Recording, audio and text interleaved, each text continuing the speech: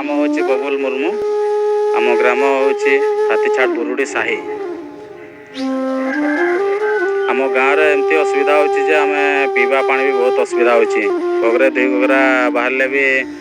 तापर गड़िया पानी बाहर ये देखु बर्तमान माने पानी ये किंतु गड़िया पानी बाहर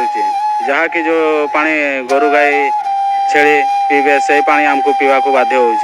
माने एमती असुविधा रही प्रशासन को जनइले भी आमको खातिर कहीं करूना केते वीडियो को भी जनइलु फेर पुणी जिलापाल को भी जनइलु किंतु किसी भी कहार पदक्षेप नेउना टोटाल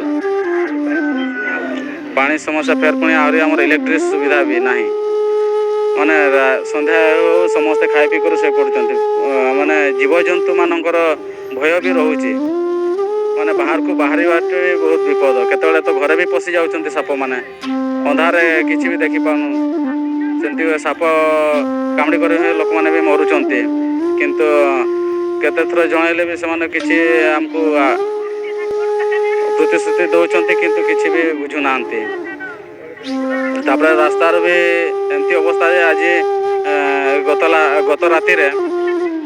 एमती डेलीवरी पेसेंट को भी बही कर नेलु आम्बुलांस वाला को भी जनइलु बारंबार जनइलु